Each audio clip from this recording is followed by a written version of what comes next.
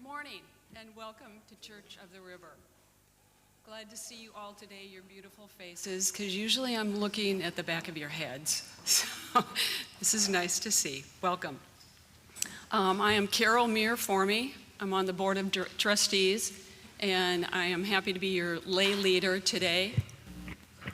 And I use she, her pronouns. And I have 6 announcements, so just hang in there with them. We have the Easter egg hunt coming up on Sunday, March 24th. Please donate some eggs. I think there is a basket somewhere around here that you can put them in, pre-stuffed eggs. And welcome to St. Patty's Day. There's going to be a meetup after church, and they'll meet up in the Mississippi River Room and walk to the big river crossing and then meet at a local brewery to hang out and celebrate St. Patrick's Day.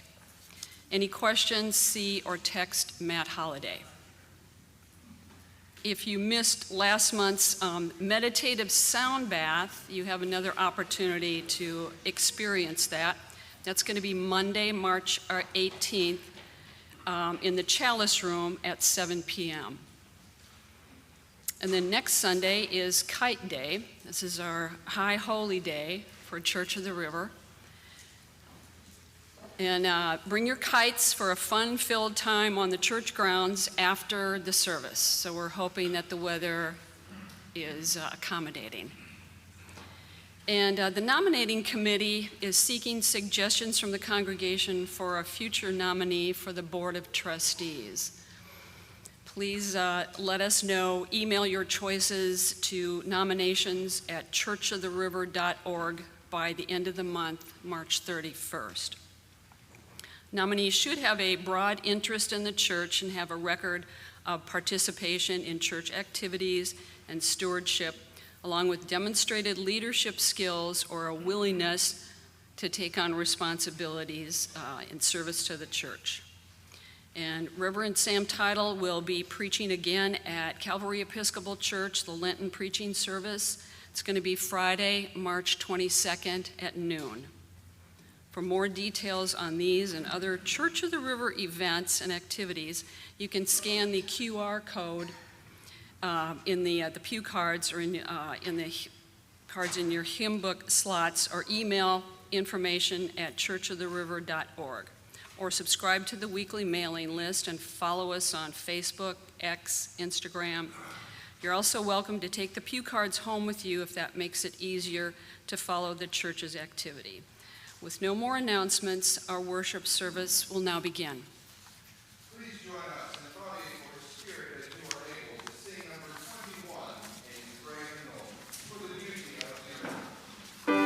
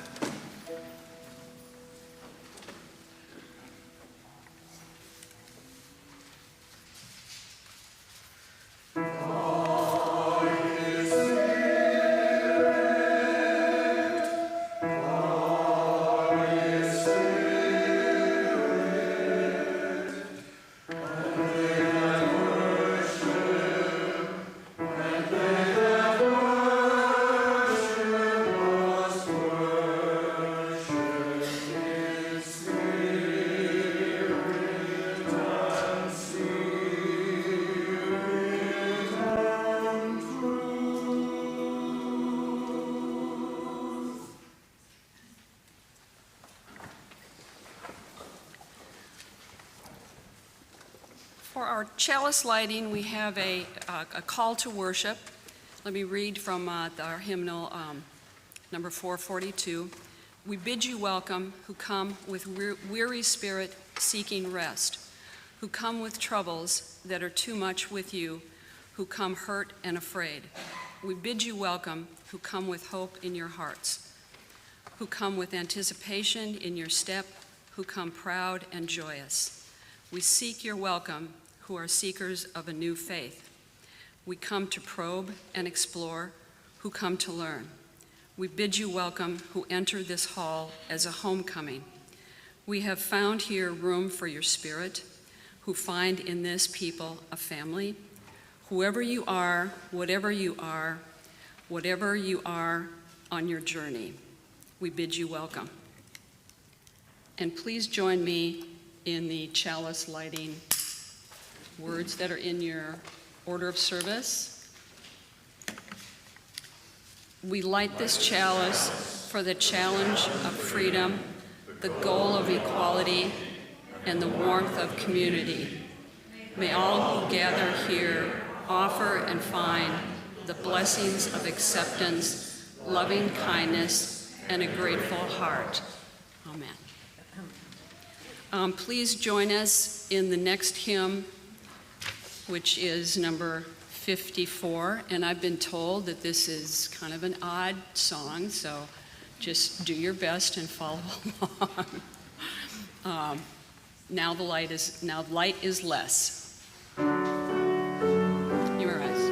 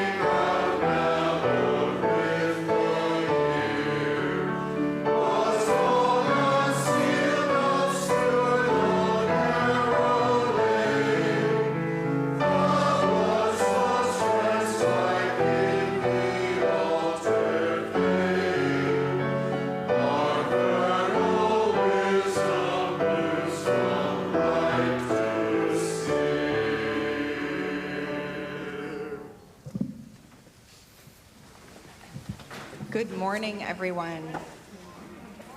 Woo. I am Jessica Lakeman. I use she, her pronouns, and I serve as your acting director of Lifespan Faith Development. And it's so good to be with you this morning. I love seeing everyone's green. True confessions, I forgot that it's St. Patrick's Day. Please don't pinch me. But speaking of dates, really quickly, I just want to lift up next Sunday. Next Sunday is Kite Day, which, this is my first Kite Day, but I hear this is a really big thing.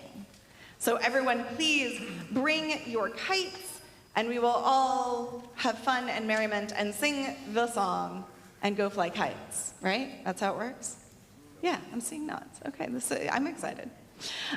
We also desperately need donations to help our dear friend the Easter Bunny with the Easter egg hunt that is happening the following week on the 31st. So please, please, please bring donations of eggs and egg fillers, like individually wrapped candy or small toys, by next Sunday. So next Sunday, big day, you're gonna bring 2 things to church with you. What are you gonna bring? Kites and eggs. Woohoo, well done. All right, public service announcement over.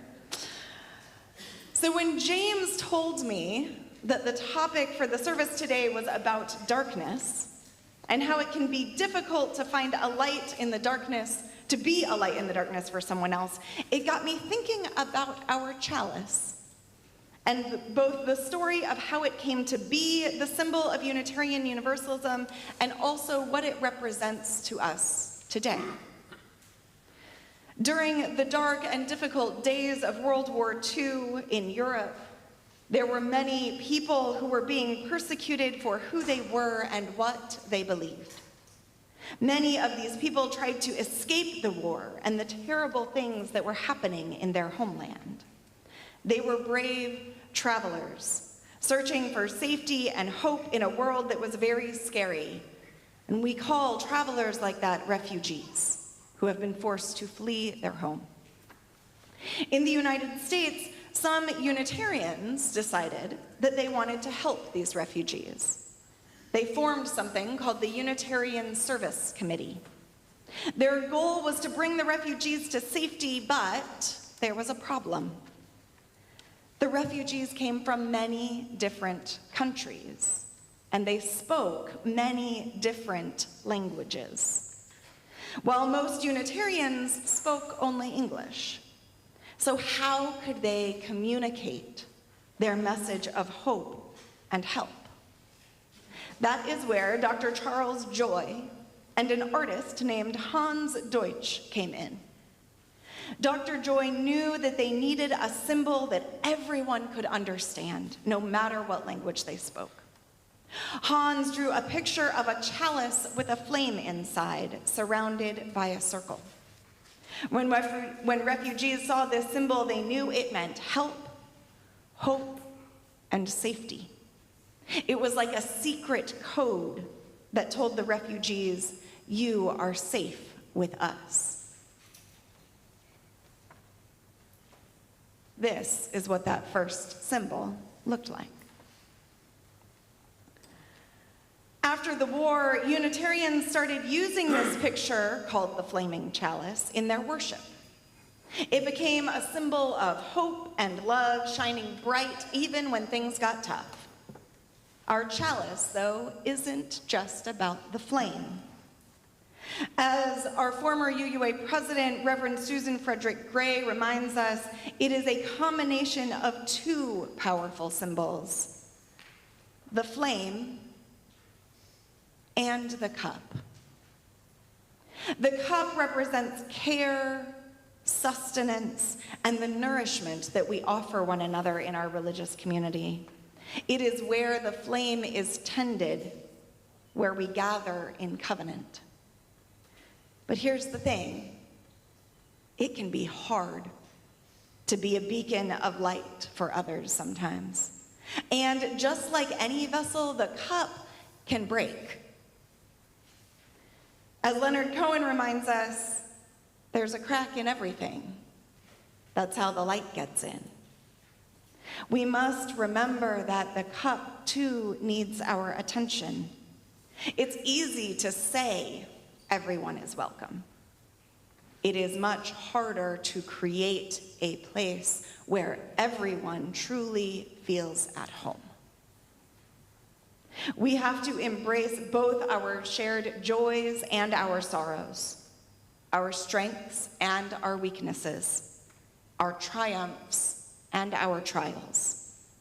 In this messy, beautiful mix is where we find the true magic of community.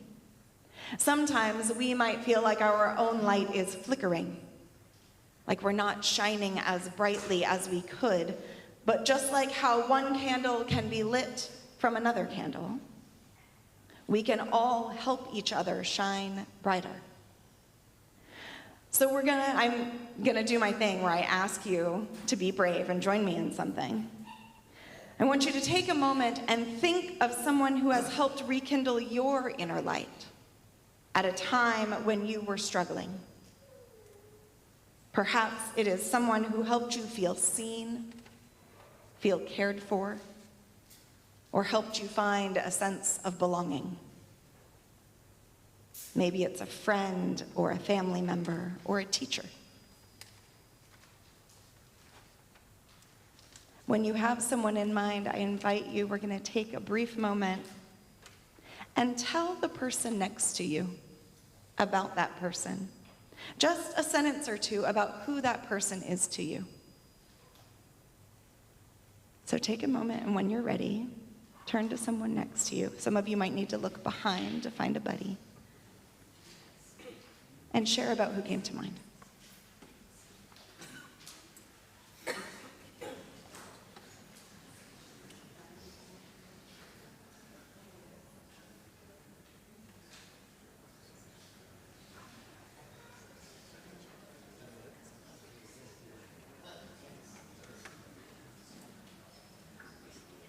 If you don't have someone sitting right next to you, feel free to turn around and find someone behind you.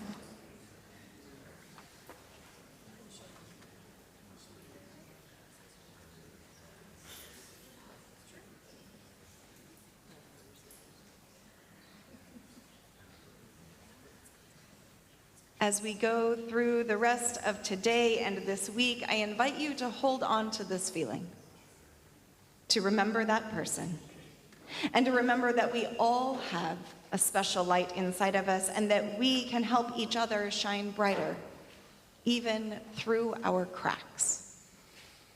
And now, before we sing our children out to their classes, I invite you all to put your blessing hands in the air and repeat after me. And a reminder, you can always choose to offer the blessing with the words "you are," or if you feel like you need a little affirmation this morning, feel free to say "I am." You are beloved. You are sacred. You are powerful. Go in peace.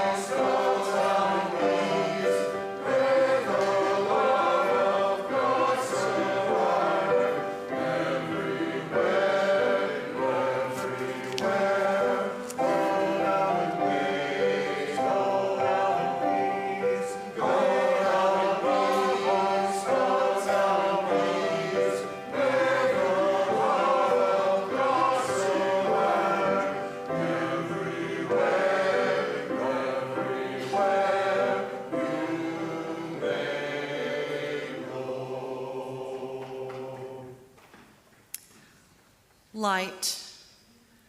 Oh, where is the light? Kindle it with the burning fire of desire. There is the lamp, but never a flicker of a flame. Is such thy fate, my heart? Ah, death were better by far for thee.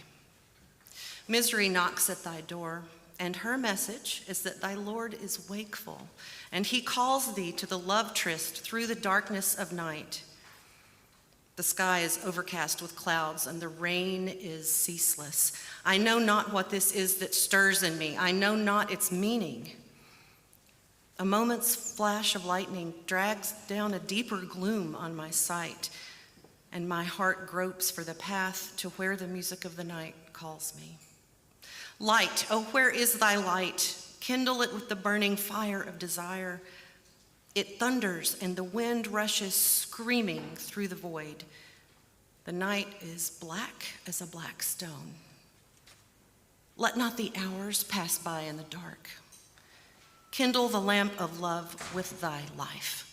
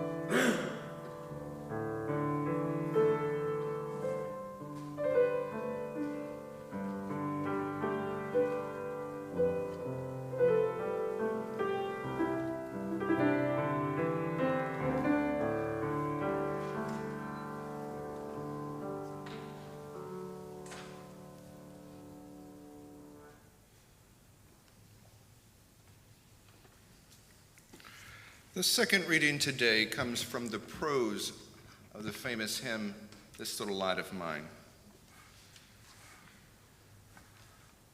How many of you know that hymn? Have you heard "This Little Light of Mine" before? How many of you have taken the words and looked at them outside of the song? This little light of mine, I'm going to let it shine.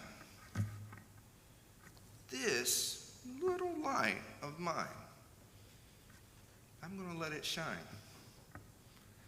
This little light of mine, this one right here, I'm going to let it shine, let it shine, let it shine, let it shine. Hide it under a bushel? No! I'm going to let it shine.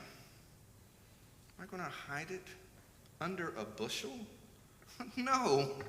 I'm going to let it shine. Hide it under a bushel? No. I'm going to let it shine. Let it shine. Let it shine. Let it shine.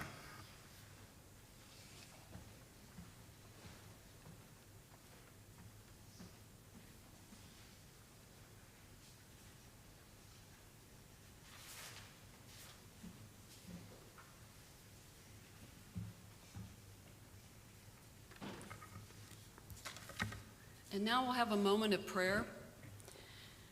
Can any of you, by worrying, I'm sorry, that's not the right one. May I be no one's enemy, and may I be friends of that which is eternal and abides.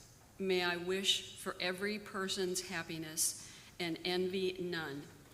May I never rejoice in the ill fortune of one who has wronged me. May I, to the extent of my power, give needful help to all who are in want. May I never fail a friend. May I respect myself. May I always keep tame that which rages within me. May I accustom myself to be gentle and never be angry with others because of circumstances. May I know good people and follow in their footsteps. Amen. Now a moment of silence.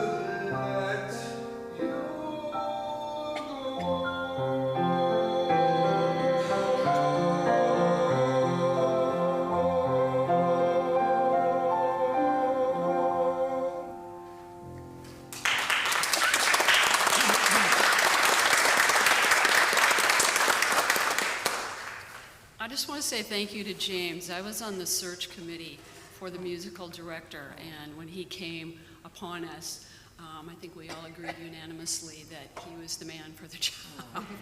So thank you so much.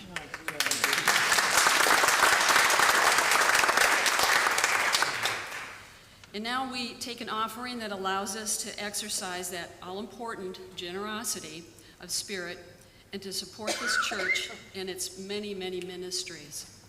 Donations can be made by scanning the QR code on the back of your order of service or by the purple bags that will be passed.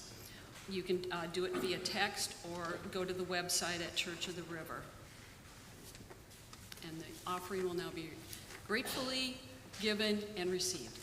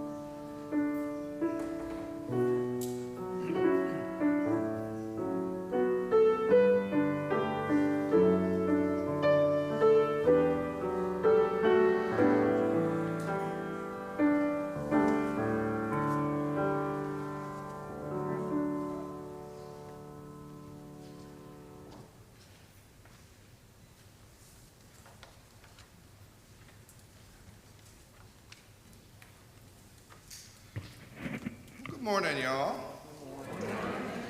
I am James Westerfield. I am the director of music here, and I am standing in at this portion of the service for Sam today. And before I start, I will just say that I come from a slightly different tradition, and I have noticed that y'all can be quiet. And if that is how that you really like to handle yourself, that is completely fine. But if you are moved to make noise in reaction to what people are saying, I am more than happy to receive that. If I say something funny, by all means laugh. If you don't, then I know it wasn't as funny as it was in my head. If you are felt to be moved by what I say in something that resonates or touches you in some way and you want to let me know, I am more than happy to receive that as well. But what I don't want you to do is sit in silence because of fear or embarrassment. If you want to make some noise, make some noise. And if you don't, enjoy your silence. Darkness. How many of you have gathered that's the theme today? And I'm not talking about the darkness that people think of in evil people or scary movies or books, that moral darkness. No, I'm talking about actual darkness. How many of you have been in actual darkness before? How many of you have stubbed your toe promptly thereafter? That kind of darkness that removes your feelings of trust and safety in the world around you because you have to use senses to do something you're not used to them doing. That type of darkness, much like moral darkness in society, can feel suffocating and overwhelming at times. But that physical type of darkness is sometimes seen in houses at night, the shutters closed. But outside it's rarely seen at all because there's so much light pollution. A few years ago, a photographer friend of mine called and said, "James, I know you're off this Friday. We're going to make a short trip to Bo's Mill in the Mark Twain National Forest in Missouri, and I'm going to be coming back the next morning because I know you work, so you can get to work on time. So you're coming, right?" Oh, really now? Missouri, I lived in Nashville. It's a 5-hour trip one way to come right back the very next morning to work a full day. That's exactly how I wanted to spend my only day off that week. So I had to ask, what is so special about this forest in Missouri that we want to drive 10 hours in about a 24-hour time span? And dark sky was the answer. How many of you know what dark sky is? Nerds. Dark sky is a certification, and I mean nerds lovingly because I'm one. Dark sky is a classification system where photographers and astronomers use it to gauge light pollution. In some places are certified sky, and what was not mentioned to me at the time, but I found out on the car ride with many other things, was that this place was a silver to gold tier dark sky area, which means very, very dark. And I was told that you can actually see the Milky Way across the sky when it comes through at night. And a few other things that I were told is that we would be camping, but not the type of camping we were going to be doing because I was used to electricity and bathrooms at campsites. No, that's not what we were doing. And I also wasn't told it's going to be a new moon or that there was a meteor shower. So once I was told all of this on the car ride there after I already agreed, I had known at that moment that I had left reality and entered the bad plot of a slasher flick. But I agreed to go. I like camping, and so there we went. And getting there was a feat in and of itself. You see, there were no signs once we got close to let you know where this alleged area was. But my friend had mapped it out and knew where we were going, which was good because where was your GPS, I hear you cry? Well, about an hour and a half away from there, we lost all cell phone coverage. So we're lucky that we made it there because getting there, we had to guess at some gravelly road to drive down to find this area. And I will tell you that I use gravel road generously because it started out that way, then it turned into what used to have been a dried up creek bed that had very large jagged rocks, and we were in a Prius. So as we're going down this dried creek bed, I'm seeing off into the distance, and I kid you not, old rusted trailers with their rusted no trespassing signs, and the trespassers will be shot on sight signs, and we're driving down this rocky creek bed in a Prius. I knew I was 15 seconds from banjos.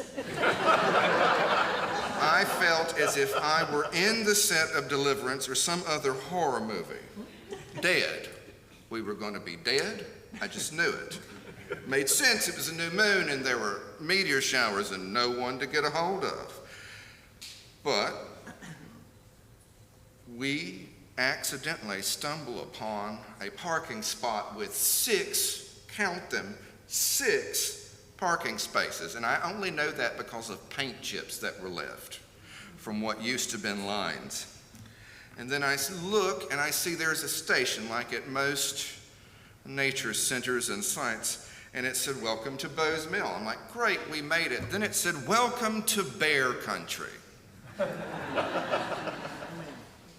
Bear country. That's lovely. And it gave warnings on what to do if you encounter a bear, which are not in your favor.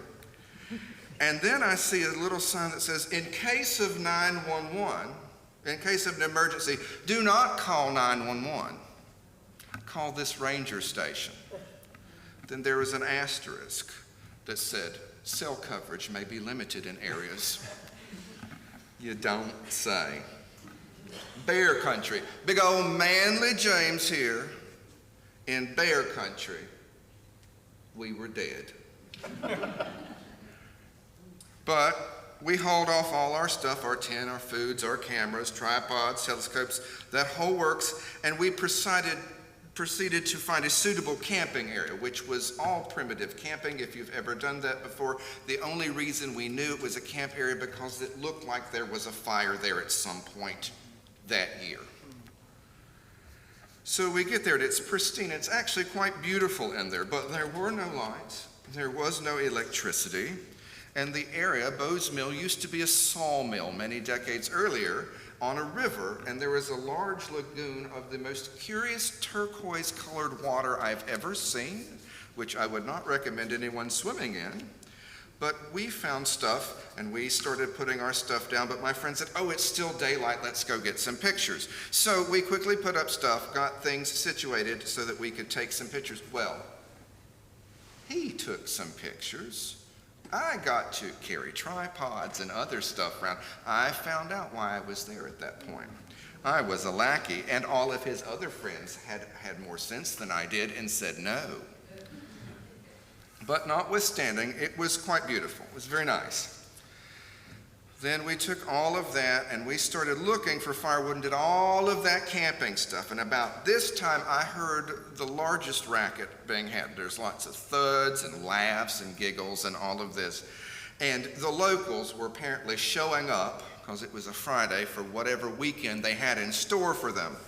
But then I went to see them, and after all of this I've just told you, they looked like the exact group of late teens to early 20s that go out in the woods in horror movies and get killed. There was even a young couple with a dog sitting by the lagoon saying sweet nothings. Dead. I knew it. We were just dead. Jason was going to jump out of the woods at some point, and that was going to be it, all for a few pictures of stars. And there was nowhere to run, and you could not call 911 because you had to call the ranger station, and you couldn't do that because cell coverage was limited in certain areas. But I won't bore you with details of the rest of the story, but needless to say, we were there for the dark sky, and so that's what we set up for. And it was in the summer, and so it got dark about 8:30, which was later than I was used to, and from dusk until dark took maybe a whopping 10 minutes, and I'm not used to that either. I'm used to the sun acting like a southerner and slowly retreating over time, but not here. Very dark. And when I say dark, I mean it. Like, it got so dark so fast, I could put my hand out in front of my face and I couldn't see my own hand. How many of you have encountered that darkness out in nowhere? Yeah, that's kind of terrifying. And then my friend was really big on, don't use your headlamp, we can't set up fire because of the pictures. So it was dark. My second job then was to find stellar coordinates in a telescope because I knew how to do that. And I did that. I got everything set up so he could use his lenses, and then I couldn't see anything, and I may have had a glass of wine or two, and I was done for the day, so I went to bed and left him to do whatever it was he was going to do. And I guess I was asleep about 2 hours, and then I got jolted awake. James, get up. There's something in the woods. James, hand me my Bowie knife. Oh Lord, what now? I thought. And I said, what is it? And he said, there's something in the woods. And then I thought to myself, why is your Bowie knife in my tent? But I didn't have time to ask that because then I heard the noise. There was something in the woods around us, and it was making a large racket. Bear country, I'll remind you. Bear country. Jolted awake, asked for a Bowie knife. We were dead. I knew it at that moment, but I put on my headlamp and looked, and we were not dead because I started laughing. And what it was a family of armadillo just running around the camp being curious. And my city-dwelling friend, who obviously dwelled in the city more than I did, said, what are they? And I said, they are armadillo. He goes, are they related to raccoons? I said, they are, maybe. And he goes, well, are they aggressive? I'm like, we call them possum on a half shell. You just hit them with a car. And he goes, what do we do? And I'm like, I'm going to bed. So that's what I did. Now, over something so small as an armadillo, that seems silly in hindsight, right? But when you are in pitch dark in bear country, and it sounds like the woods are alive 3 feet from you, the darkness can twist your mind into thinking it is something well other than what it is. And darkness clouds rationalization, physical darkness or mental darkness. But that darkness has been around with us a long time. The physical darkness, we take lights for granted now, y'all. But for most of human history, nighttime was a scary thing because you could see nothing. And so my long-winded story that I hope you enjoyed, and some of the songs that we've done and the poetry choices I picked were to show you that darkness has been used in multiple forms of art, prose, and script to describe how we go through our walk in life and the human condition. I'll take one more example, and this comes from the Bible that I'm sure most of you've all heard about, the burning bush, right? Great, so picture it. A night like I described on a hill in the pitch dark of nature, and you're walking along and you hear a voice unlike any you heard, and then you see it, a bright light. The pitch dark is illuminated by a bright like fire. You could tell it's fire, it's unmistakable, and it happened out of nowhere, it's unsettling. Oh, and something that from that light tells you something. You turn around and look at it, and I mean, it could be anything. It could be bandits or thieves or whatever makes you scared at night. And you turn it, it's a bush on fire. And the bush tells you to take off your shoes and tells you you're standing on holy ground. Well, I'm going to tell y'all, people, holy ground or not, if a bush sets itself on fire and tells me to take my shoes off, I'm going to pee myself. And then I'm going to take my shoes off because a bush that can talk and set itself on fire, holy ground or not, deserves some form of respect, just saying. Now, whether or not the story of the burning bush is a meaningful part of your faith walk or just an odd story from another book, we can see how darkness and things that happen in darkness have been told in stories that have had profound power to guide civilization for generations. Physical darkness isn't the only type of darkness that exists in our walk on this planet either, is it? It's also emotional darkness. At some point in our lives, almost everyone will go through dark times. Emotional darkness is a lot like physical darkness in ways. It robs one of the ability to trust their senses.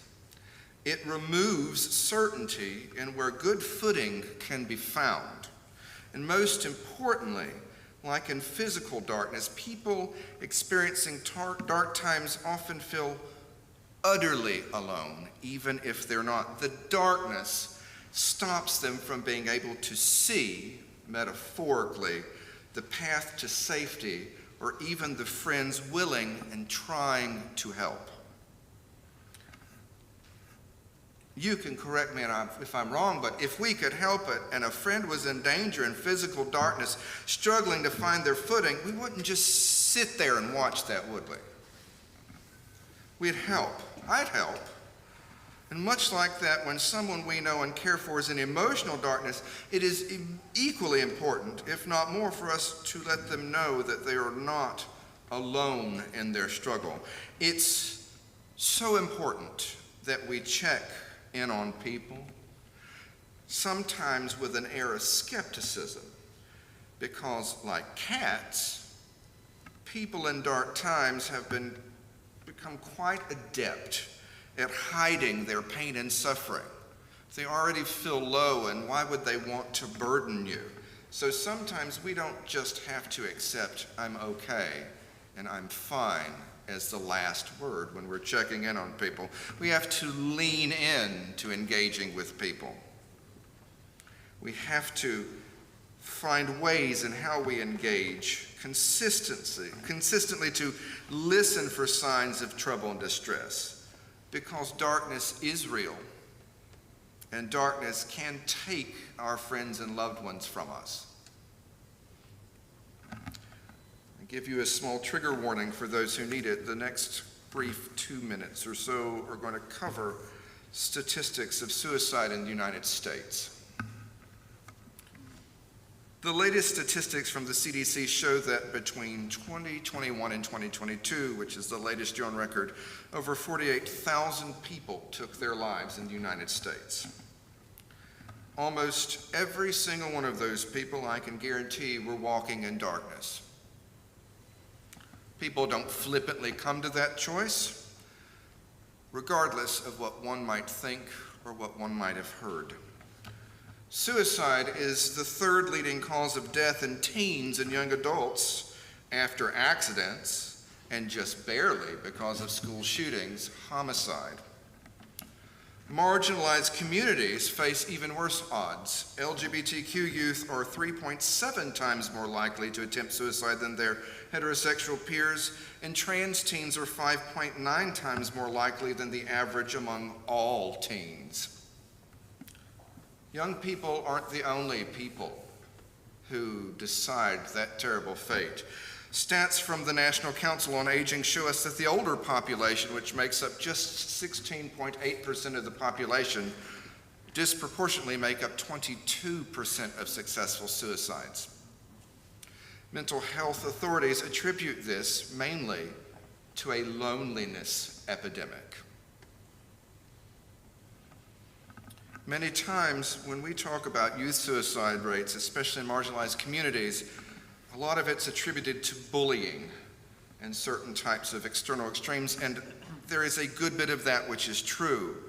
But oftentimes, as other research has pointed out, the reason it culminates in the action that it does is because of feelings of profound loneliness, having no friends or allies, being alone in a fight one cannot win.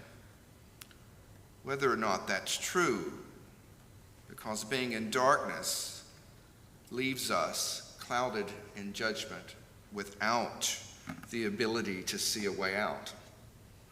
But that's where you come in. That's where every single one of you comes in. That's where every single one of us comes in. As the reading from earlier tells us, kindle the lamp of love with thy life. Though I've worked mainly in Christian churches for years, including as an interim pastor for a year at the Presbyterian Church, that path has not always been the path that has been most close to me. But I find this passage from the Bible to be very poignant on this subject, and that is, no one lights a lamp and hides it in a clay jar or puts it under a bed. Instead, they put it on a stand so that those who come in can see the light. This month's topic is on countercultural faith.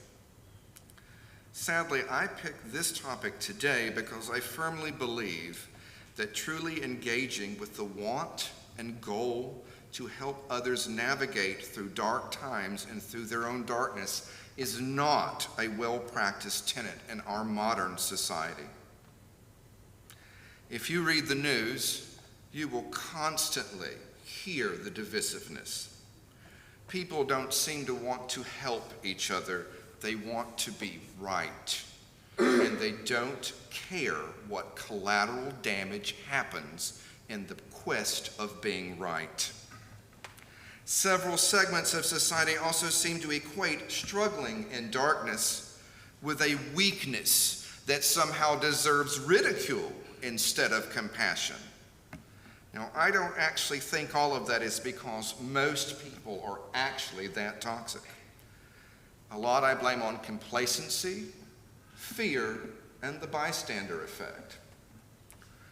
Numerous research papers have been made on the bystander effect. The research quote has shown that even in an emergency, a bystander is less likely to extend help when he or she is in the real or imagined presence of others than when he or she is alone. Moreover, the number of others is important because the more bystanders leads to less assistance. How many of you have seen terrible videos of people watching something horrific happen and either filming it or just standing around?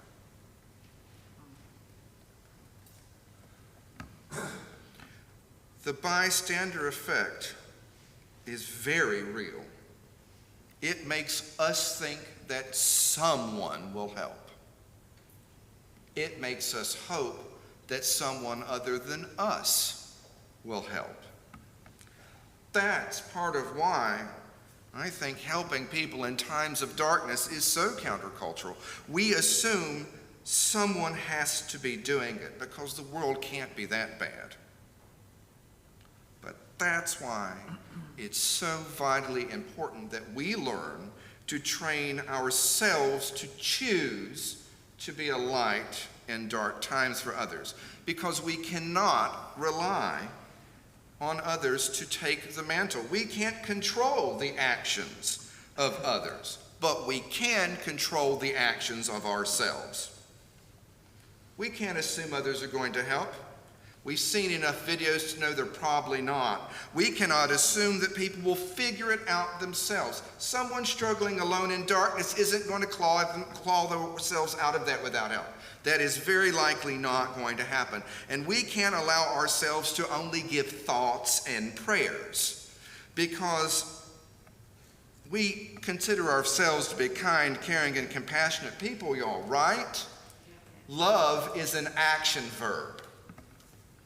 Helping others, I understand, can sometimes make our lives less safe. I get that. And I'm not asking you to put yourselves or anyone else directly in harm's way. I'm not asking anyone to be a martyr, but I am asking you to be there for others, to engage, to listen, to reach out a hand, to check in, to check on, to visit them, to learn about them. That way you can know when they say, I'm fine, and it doesn't mean they're fine. You can't know that unless you spend enough time with people. Sometimes those little things are all it takes to give someone going through dark times enough light to find sure footing. As the famous infomercial said, but wait, there's more. The good news is also that there's strength in numbers. The more who actively choose to engage, the less everyone, including those who are walking through darkness, will be alone. I want to help, but I'm afraid, I hear some of you say. Well, I'm here to help you. I am new to this church, but once you get to know me, you'll find that I am not afraid to take action in the light of injustice, or even the perceived light of injustice. I am not a person who is comfortable sitting back idly while bad things happen around me. So if you're afraid and you want to help, you can lean on me. I will help guide you through helping guide others. And I'm not unique here, y'all. That is not special. And anyone who thinks that being brave is special is making up an excuse to give themselves a way to feel better about not caring.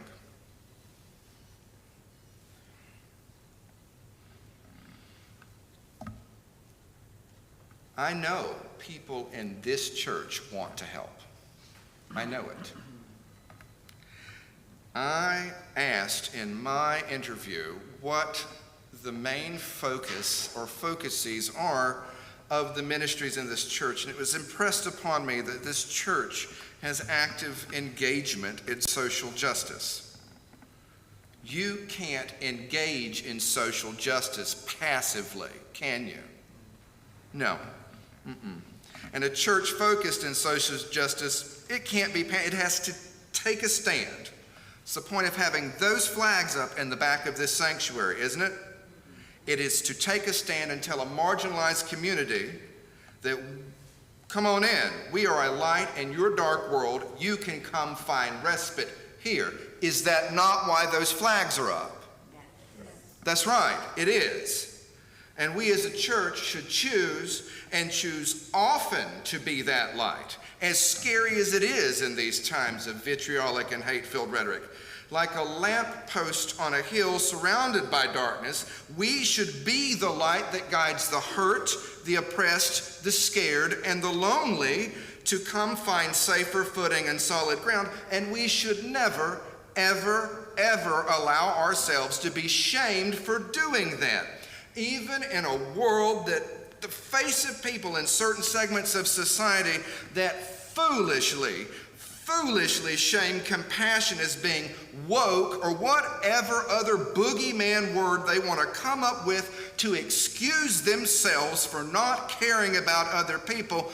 In those times, we find ourselves with a quote left by Eleanor Roosevelt that no one can make you feel inferior without your consent. Do not consent to being shamed by people who don't care for doing kind, just things.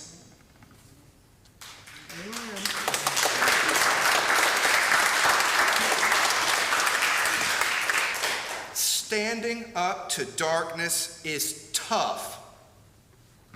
I'm not going to lie, but there is a silver lining to darkness of all things. And the good thing about darkness is that it is dispelled by light. And the good thing about light is that it never diminishes by being shared. As the great Buddhistic quote tells us, thousands of candles can be lighted from a single source, and the life of that candle will not be shortened. Therefore, happiness never decreases by being shared. So my charge to you all is to be that light for people. Guide them through darkness. Use your light to bring others home. Use it to allow others to find their way. Think to yourself, hide it under a bushel? No, I'm going to let it shine. That way, when times of darkness come your way, and they will, the light that you have shared, your own light that has been cultivated in others, will be able to be given back to you to rekindle and refresh you and your spirit to bring you back into happier times. Much like my camping trip, that darkness can be crushing, it can be scary, but it is real. But darkness, spiritual, physical, emotional, moral, is all dispelled by light. In this world of increasing darkness, we must remember that it is up to each of us to help each other. We can't wait for others to do the work, and thoughts and prayers only count if actions are put behind them.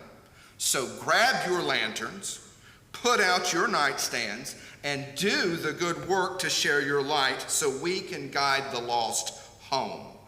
This little light of mine, I'm gonna let it shine. And I invite and hope each and every one of you will join me with your own little lights. Let us pray. Divine Spirit, Holy Mystery, kindness and compassion, however we know your names in our lives, we beseech your presence. We call to you to give us strength and courage in dark times, to be a beacon of light to those who are lost and hopeless. We call to you to give ourselves the direction to move in places we are needed and to find others who need us. This we pray together. Amen.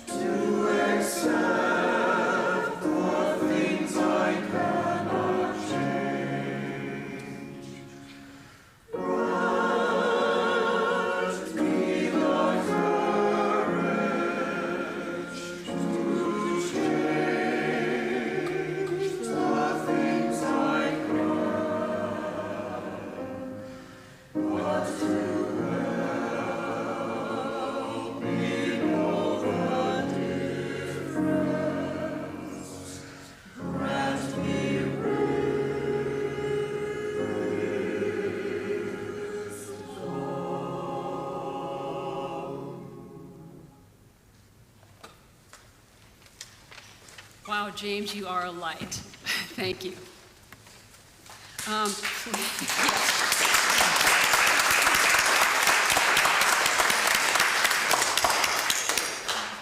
Please rise as you are able and join us in singing hymn number 20 in the gray hymnal.